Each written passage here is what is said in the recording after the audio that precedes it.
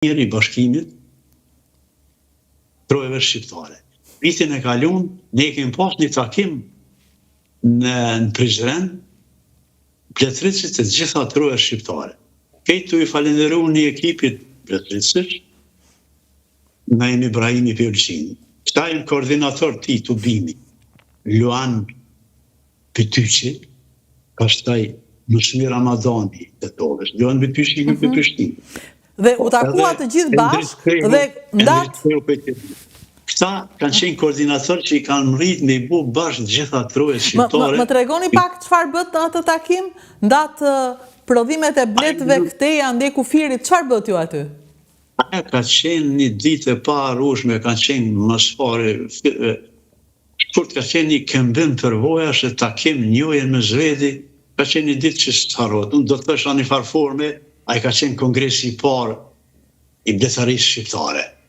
Nuk ka qenë atë formën, që thësh, ku po dhiju në banë, hullumtime, aty, po ka qenë një fort bukur ka qenë. E kemi kalu një ditë që zëtharojnë kur bletarët. Shumë e bukur, shumë emocionuese. Mund të keni rënë ju në një mendje ku bëhet mjalti më i mirë në cilën tokë shqiptare, në cilën prej vendeve tona? Po du me lidh me Kongresin Botëror Bletës. Dita e fundit ishte Global Honey Bar. Dita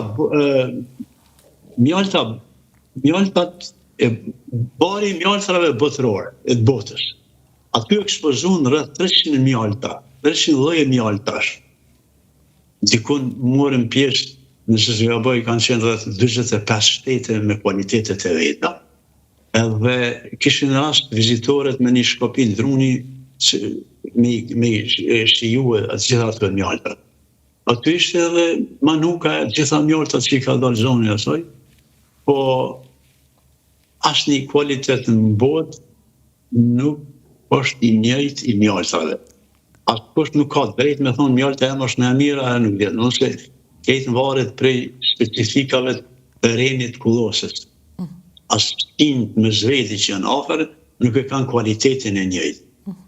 Mjalta me mirë, për shëndetin njeriut, është mjalta e poliflorës, ku përbërës janë shumë lloj-llojshmëria e luleve. Më falë, atëre mjalti si quhet ky lloj mjalt? Mjalti poliflorës? Poliflorës, do në mjalti shumë lulesh. I shumë luleve, po. Po. Që për shembull, kjo mjalt që po shihni ju, është e këtë mrapa është bjen poshtë, që vjetë është kjo mjalt e malit, është një cilësi e tull, nuk është e kualitetit lartë, sepse bazë e ka mjaltin që i ka mbledhë bleta pe i gjetheve, sharit e bumut edhe lajthisë ku pëdimne. Cili është mjalti kualitetit e lartë? Mjalti kualitetit e është mjalti i shumë llojshmërisë të luleve. Më falë, t'ju bëj një pyetje, unë e kam kaluar këtë fazën, po shikoj që të tjerë jo.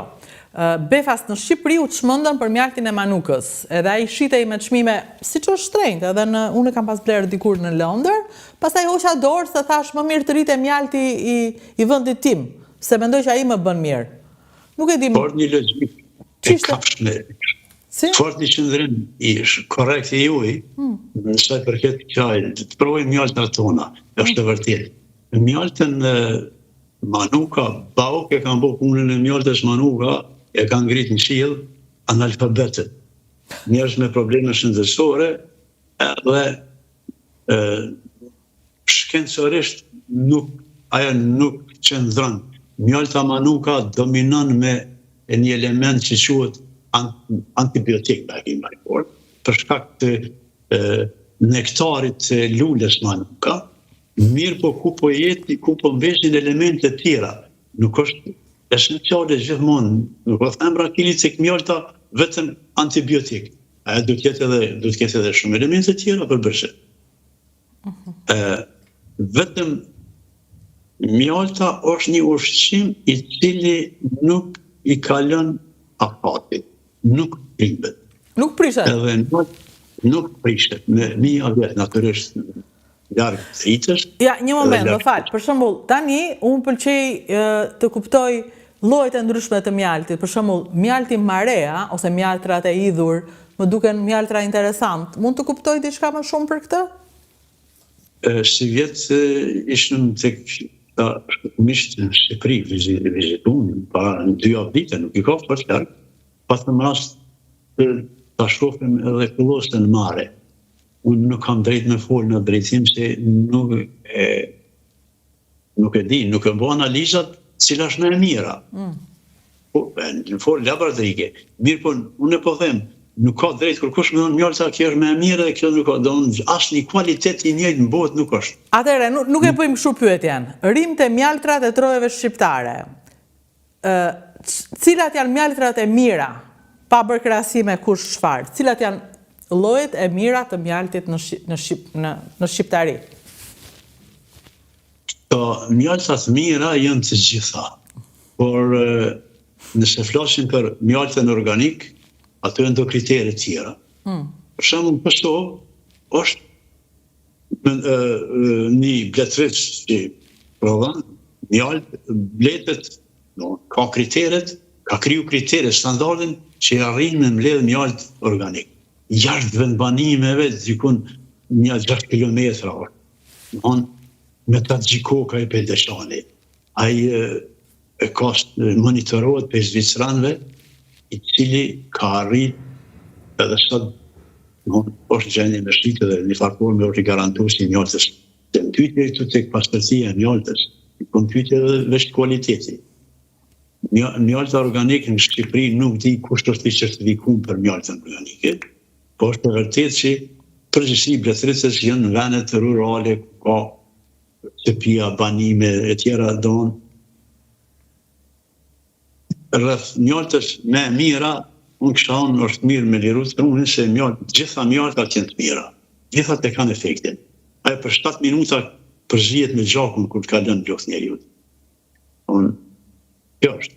E keqja më e madhe tek mjaltrat, që të jetë edhe rrezikshme për njeriu, është kur bëhet trajtimi I problemeve shëndetësore të bletës me disa produkte që në standardet evropiane janë të ndaluara të përdoren.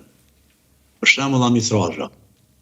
Edhe ata I përdorin ato, e hanë edhe vetë, ja fëmijët vetë, si me vedije, pa vedije, në gjëna gjënat, mirë po sasia helmit mbetet aty në mjalt. Edhe këto është e keqja më e madhe.